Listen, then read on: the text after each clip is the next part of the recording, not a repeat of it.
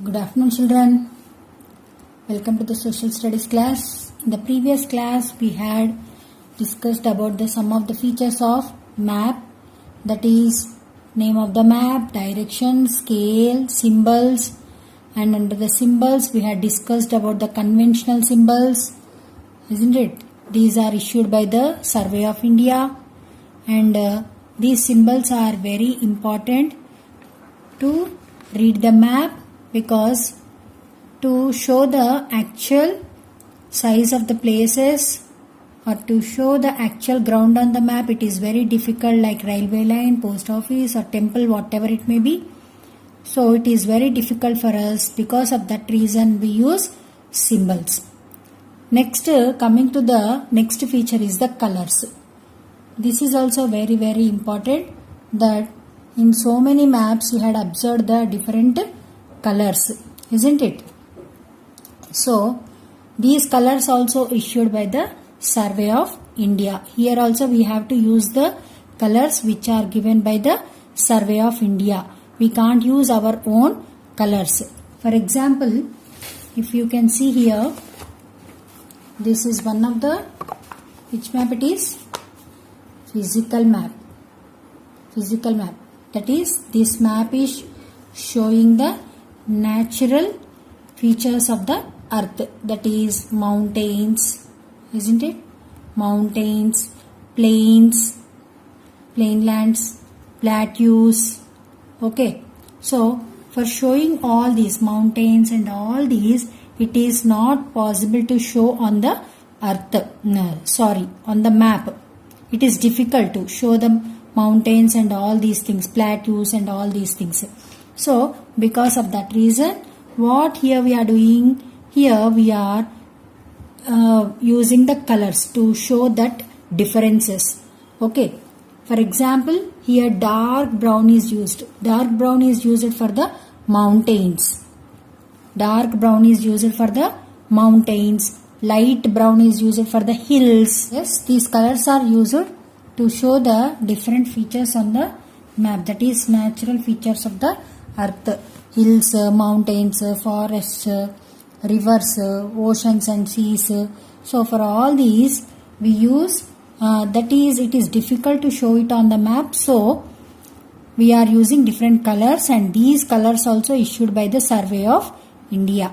So among that, dark brown or grey color, that is for mountains, light brown for hills, dark green color for the forests. For the forest, dark green color for the forest, light green for the grasslands, that is pastures.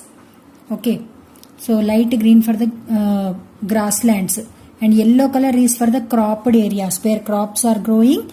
That color is shown with the that area is shown with the yellow color, and light red color, that is wastelands, that the lands which are not useful for growing crops.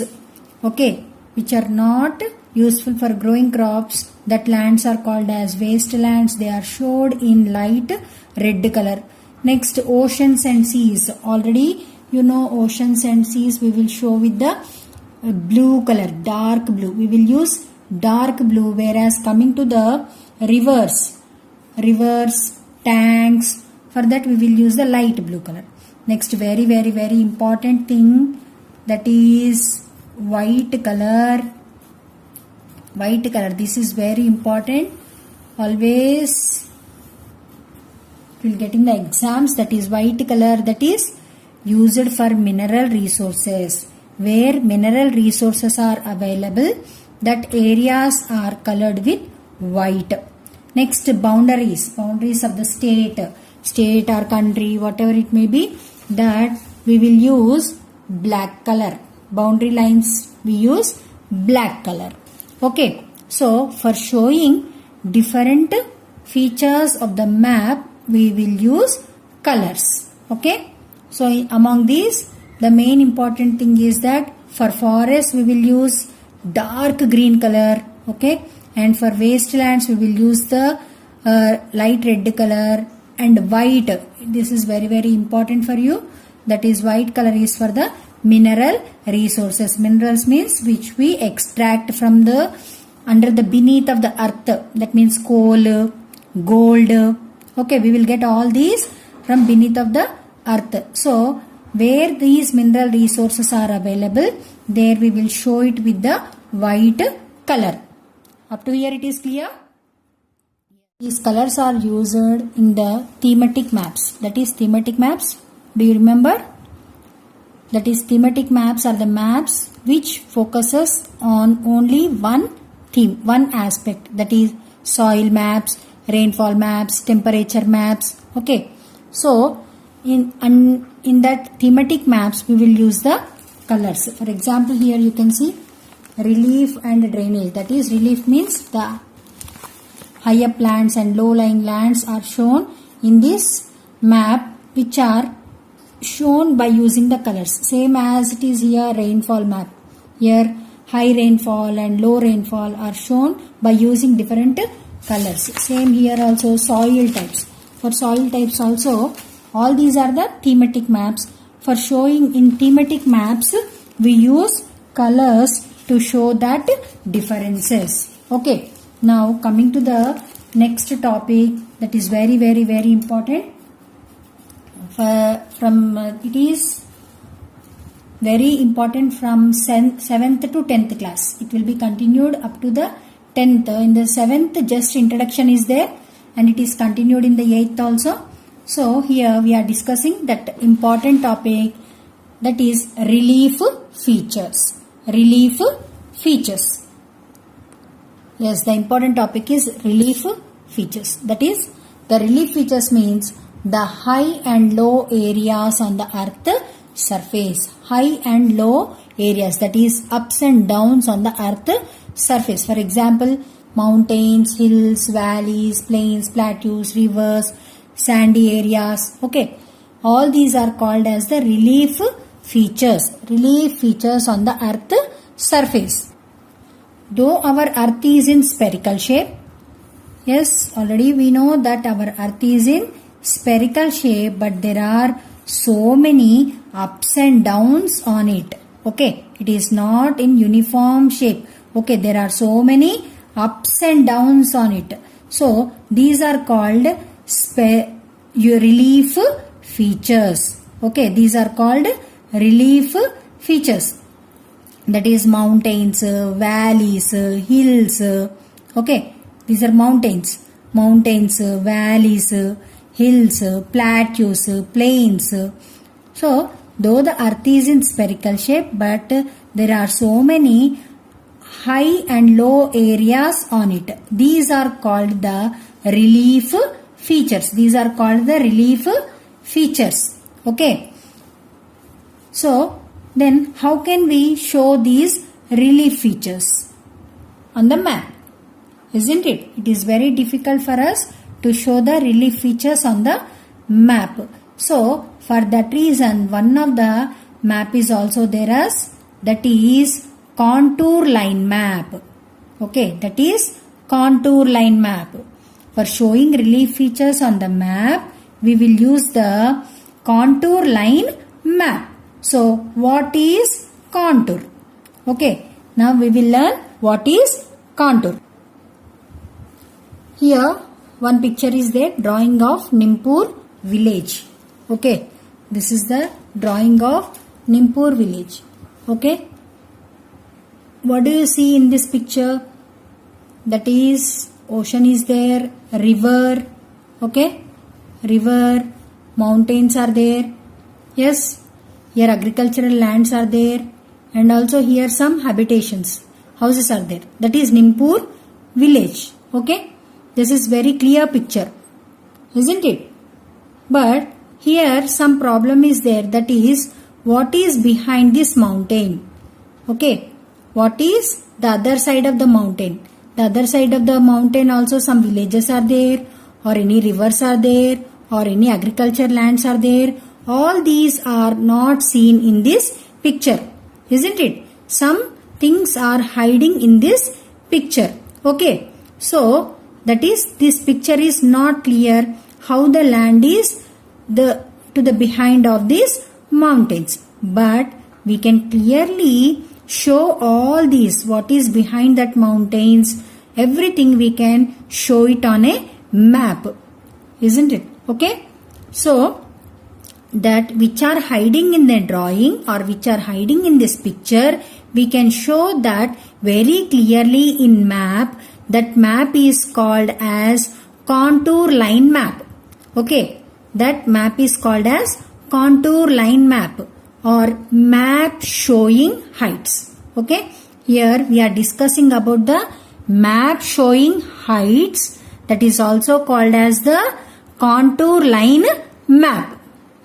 Contour line map is also called as map showing heights, isn't it? So here we are getting two doubts, that is heights, isn't it? Height. For measuring a height, we have to measure, isn't it? If two boys are there, for example, we will measure their height by taking the tape, isn't it? Like that we will measure. But how can we measure the height of a land? And that too such a big land. Up to our home, okay, it is clear. It is a very small area, so we can measure it very easily. But for the countries and continents, how can we measure the land? That is one question arises here. How can we measure the land? So for that, the map makers had given one solution, that is from where to measure the land. That is, they suggested that all the heights on land should be measured from the sea level. All heights on land should be measured from sea level. Why from sea level only? Again one question here, isn't it? How to measure the land? One question. Okay, and our map maker suggested that all heights on land should be measured from the sea level. But how can we measure from the sea level? The sea water never stands still, isn't it? It never stands constantly. So then how can we measure from the sea level? That they told that all the seas in the world are connected to each other, isn't it? All the seas in the world, this is the world map. So all the seas in the world are connected to each other. So we should assume all the seas in the world are connected to each other, that the sea level all over the world is taken to be roughly the same. So sea level throughout the world, we should take it as a same, that is 0 meters. Okay, we should assume that is the 0 meters, because all the sea water is connecting to each other. All the seas are connected to each other. So because of that reason, our map makers, okay, our map makers suggested that we have to measure the heights of a land from the sea level, because all the seas in the world are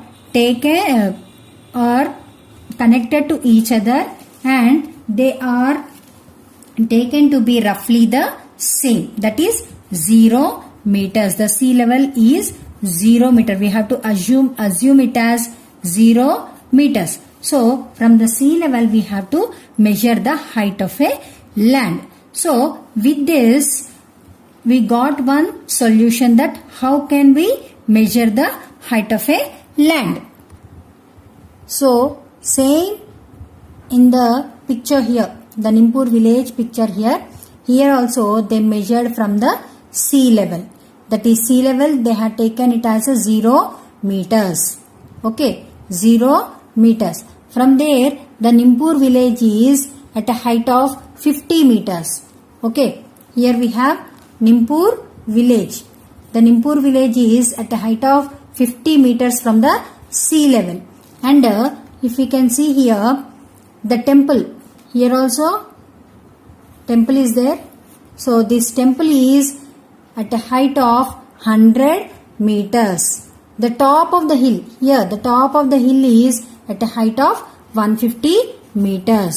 Okay, this is one of the example given in the 7th class textbook, that is how to measure the height of a land, that we will see. So like this picture, it is also very difficult for us to show it on a map, because here mountain is there, okay, hill is there, all this, it is very difficult for us to show it on a map. So because of that reason, we had used the contour map like this. Okay, this is the sea level, that is 0. Here they had given us the 3 colored zones, that is green zone, pink zone and brown, grey color zone. So the area between the green color, within this green color, it is 50 meters height, and this is pink area, that is in 100 meter height, whereas this grey color is at 150 meters height. So all these areas are measured from the sea level. The sea level here is taken as 100 meters. Okay, so these measurements also they had taken here as 50 meters, 100 meters and 150 meters. In these contour lines, map showing heights, they will take the fixed intervals. That is, if they take the difference between the 10, 20 lines, always they will show with fixed intervals. And these contour lines never touch with each other. Never touch with each other. Here you can see this line is not touching this line and this line is not touching here. So these contour lines never touch with each other. These are some of the features of contour lines. Here one more example we will take to know in detail about the contour lines. That is, here they had given one landform, hill. One hill they had given. Okay. That is 10 meters, 20 meters, 30 meters and 40 meters. Okay. This is measured from the sea level from here 10, 20, 30, 40, and same for the same landform they had given us the map also, which is representing the different heights of a land here. Same landform they had shown in a map, that is 10, 20, 30 and 40. Okay. The area from the sea level, the area with the height of a land with 10 meters, they had drawn with one line. Okay, they had drawn with one line, and the height of a land with 20 meters, again they had given one more line, and the height of a 30 meters they had shown in other line, and 40 meters they had given another line. With this we can say that here the land is up to here, it is in 10 meters of height from the sea level and 20 meters height from the sea level. Okay, but whereas on the hill slope we can't say that, in the landform we can't say that the behind the hill what is the height of a land, we can't say with this picture. Okay, behind the hill or behind the mountain we can't say what is the height of a area, but whereas on the map we can say very easily the height of a land. With the map we can clearly say that what is the height of the land with this map. So with this we can say very clearly the height of a places with the contour maps. So here one more thing we are observing, that these contour lines are not in one specific shape, isn't it? They are not in circular shape or they are not in rectangular shape. They are in irregular shapes, isn't it? One line is in curved manner, one is in spherical, one is circle. Okay. So with this, the features of contour lines is, one thing is that contour lines are in irregular shape. Contour lines are the lines which are joining places of the equal heights. Joining places of the equal heights, and these are the imaginary lines. These are the imaginary lines. We can't find these lines really on the ground. These only we can see it on the map. Okay, so these are the imaginary lines and they are irregular in shape. They are irregular in shape, And one more thing we can observe here, they are not cutting with each other. Okay, they can't cut with each other. Okay, these all are the features of contour lines.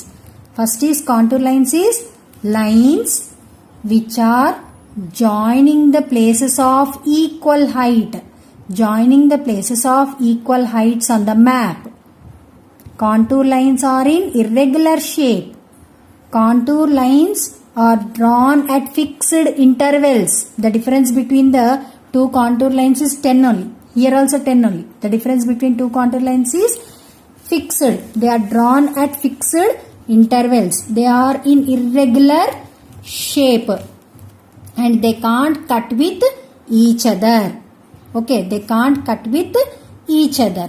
And one more thing is, with the distance is very close.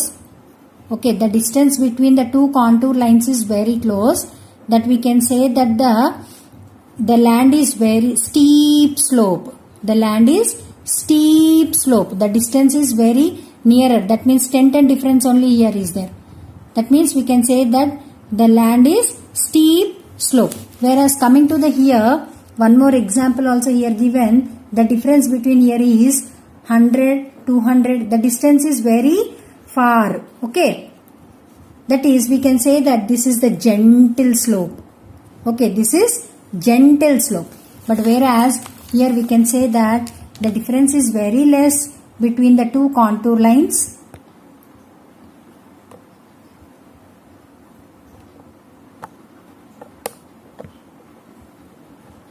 The difference between two contour lines is very less. So, that with this difference we can say that the landform is having gentle slope or it is a steep slope. We can say with this difference. Okay. The features of contour lines are, that is one, the contour lines are joining places of equal heights on the map. The contour lines are in irregular shape. They cannot cut with each other. Okay.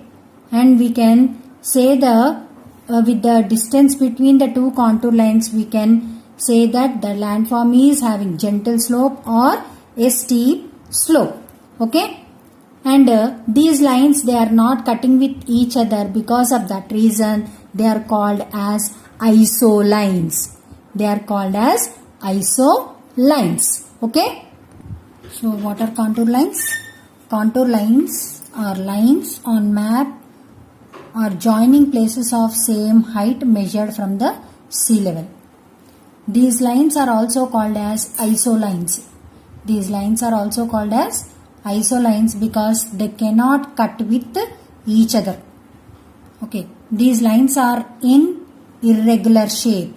These lines are in irregular shape. These lines are drawn at fixed interval. Okay. And now we will see where these maps are useful. Okay. Where do we use these maps? Uses of contour lines. Contour line maps. That is to know the nature of the terrain. That is how the landform is. Where the mountains are there. Where valleys are there. Okay. With these contour lines we can identify it very easily.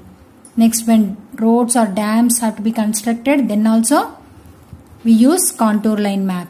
And one more thing is, when dams are planned, when dams are planning to construct, then it is essential to know how much land is submerged. It is very, very important that to know how much land is submerged by the water. Okay, how much land is under the water, that also very important to know. So, these are the uses of contour line maps and where we use contour line maps, that is. And next, one more thing, in this lesson we had discussed about the so many maps, isn't it? We had discussed about the so many maps, that is political maps, physical maps, next thematic maps, isn't it? Thematic maps. Next, contour line map, one more map we had discussed here. Okay, so where do we find all these maps?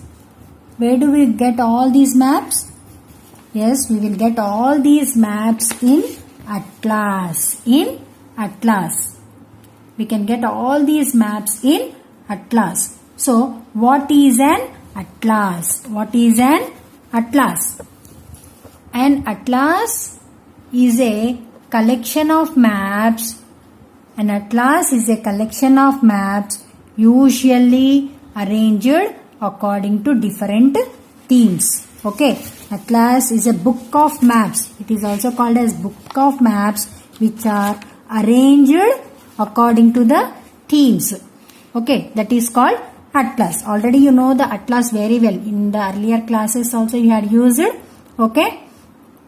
So, the atlas means atlas is a collection of maps usually arranged according to different themes. For today, with this we had completed our 7th class first lesson, that is reading of different kinds of maps, reading different kinds of maps. Okay, and some exercises are there in the textbook. Okay, you have to do by your own after getting your textbooks. And for 8th class, almost 60% of lesson we had completed. Remaining we will continue in the next classes. Tomorrow I will give you the worksheets. Okay, tomorrow is a Saturday, no? So tomorrow I will give you the worksheets. But for today, only this part, and all of you copy it in your notebooks and learn the relief features and all these terms. Okay.